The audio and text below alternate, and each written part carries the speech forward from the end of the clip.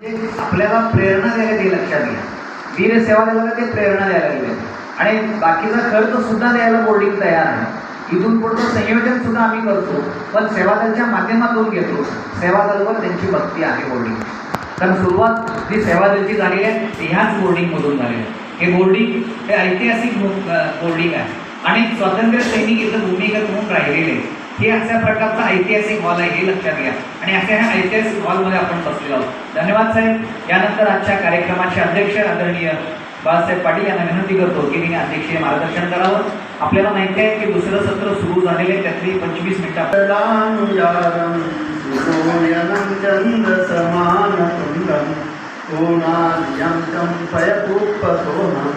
तं गोमतेशं प्रणमामि नित्यं तं गोमतेशं प्रणमामि नित्यं तं गोमतेशं प्रणमामि नित्यं.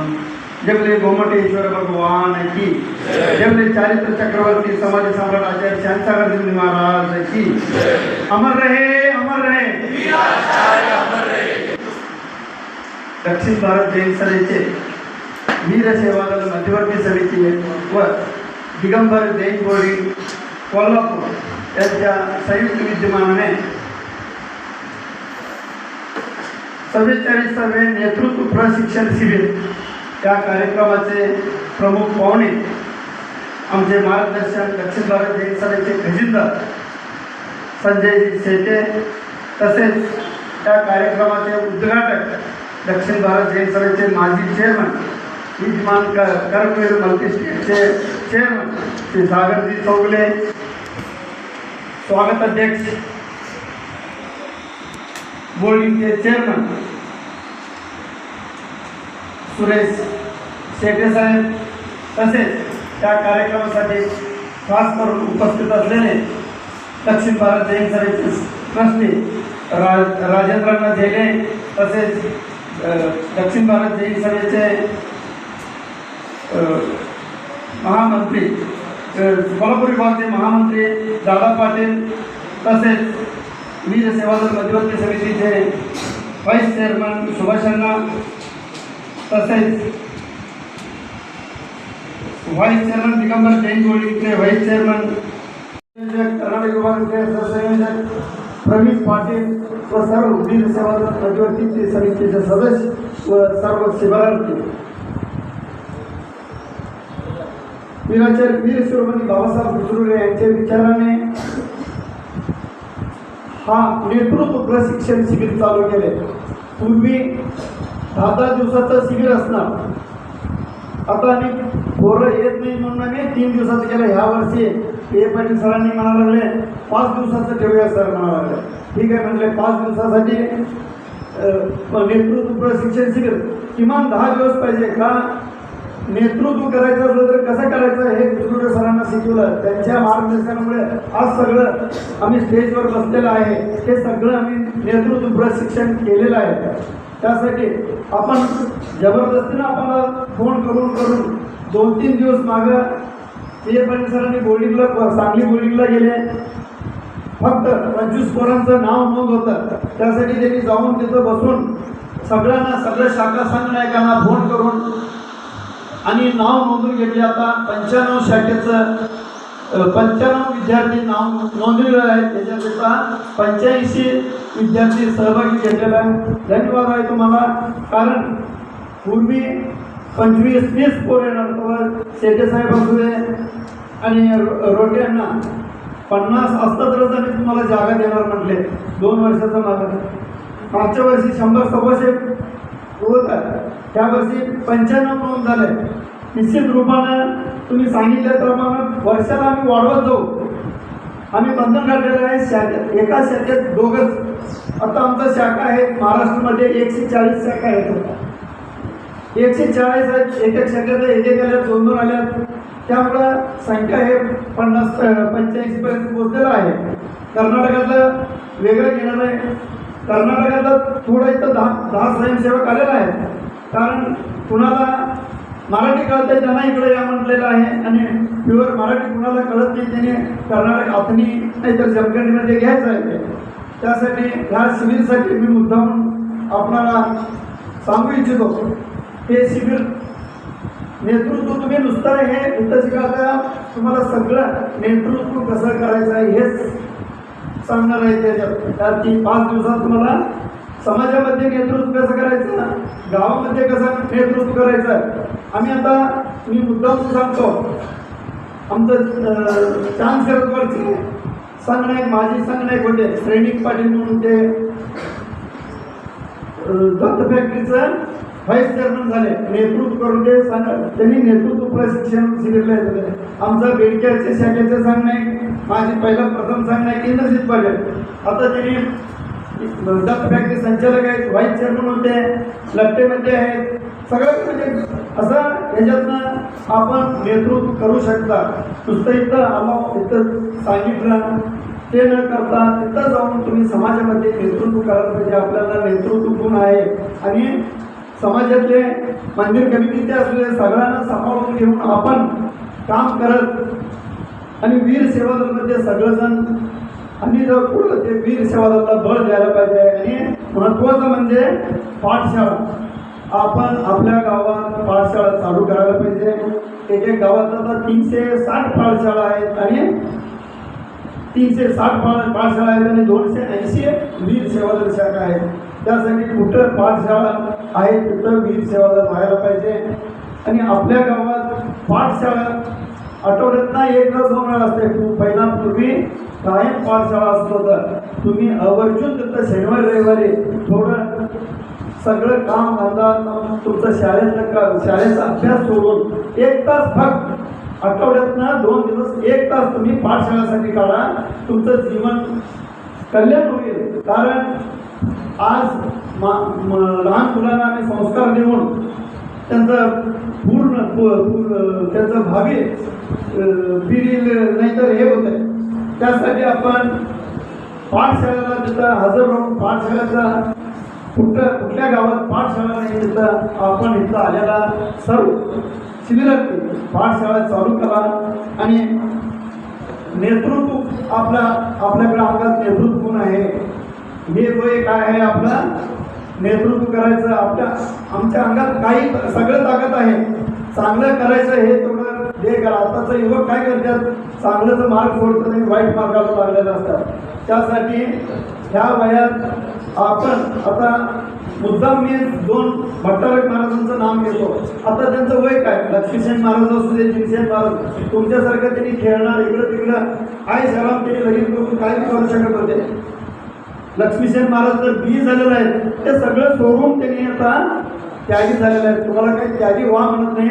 समाजासाठी या समाजासाठी युवक आत्ताचा युवक येत नाही आहे. त्यासाठी आपण समाजामध्ये येऊन उर्वरित युवकांना आपण घेऊन आपापल्या गावात काहीतरी एक सामाजिक कार्य धार्मिक कार्यक्रम करत लौकिक करावं हे सांगून 2 शब्द संबोधन देईल असणारे असतात. आणि म्हणूनच त्यांनी आपल्या गावामध्ये वीराचार्य नावाची स्वतंत्र संस्था एक काढलेली आहे आणि त्याचे ते संस्थापक आहेत. कारण वीराचार्यांचं स्मारक ज्या पद्धतीनं मगाशी झेले साहेब म्हणत होते की वीराचार्यांचं तुम्ही स्मारक केलं नाही, पण अशा वीर सेवा दलाच्या एक कार्यकर्त्यांनी आपल्या गावामध्ये वीराचार्यांचं स्मारक वेगवेगळ्या कार्याच्या माध्यमातून केलेला. त्यामध्ये बाळासाहेब पाटलांनी वीराचार्य पतसंस्था काढली, म्हणजे जेणेकरून वीराचार्यांचं नाव कायम राहावं हे खऱ्या अर्थाने एक स्मारकच आहे. आता स्मारकाविषयी सागरसाहेबांनी बोललेलंच आहे, पण आपण हे वीर सेवा दलाचे कार्यकर्ते आहोत. ते वीराचार्यांचे जिवंत स्मारक आहोत असं म्हटलं तर ते वावगं होणार नाही. कारण वीर सेवा दलाचे जेवढे सदस्य आहेत ते जिवंत स्मारकच आहे. धन्यवाद सर. आज हा उद्घाटनाचा समारंभ अतिशय वेळेत आणि नियोजित वेळेत संपन्न झालेला. खरंच पाहुणेही सर्व अतिशय वेळेत आलेले. 8:45ची वेळ होती. सगळेजण 8:45ला आले. 9 वाजता आपला कार्यक्रम सुरू झाला आणि 9 वाजल्यापासून ते आता 10:30 पर्यंत म्हणजे 1 तासामध्ये आपला हा उद्घाटनाचा कार्यक्रम संपन्न झालेला आहे. आणि या कार्यक्रमासाठी प्रमुख पाहुणे म्हणून उपस्थित असलेले आमचे मार्गदर्शक दक्षिण भारत जैन सभेचे खजिनदार, त्यांच्याकडे अनेक पदं आहेत बाळा. ते इथं बोलत होते ना, कोल्हापूर चेंबर ऑफ कॉमर्सचे ते अध्यक्ष आहेत. त्याचबरोबर क्रिकेटची अकॅडमी वगैरे आहे ना, क्रिकेट जिमखाना शाहूपुरी, त्याचे सुद्धा ते सेक्रेटरी आहे. शाहूपुरी जैन मंदिरचे ते सेक्रेटरी आहे. त्यानंतर कोल्हापूर ते औषध वगैरे म्हणतात त्या केमिस्ट असोसिएट हे जे काही सल्लागार आहेत आता आणि संचालक आहेत सगळ्या पदावरती आहेत. त्यामुळे ते रोखोक असे बोलत होते.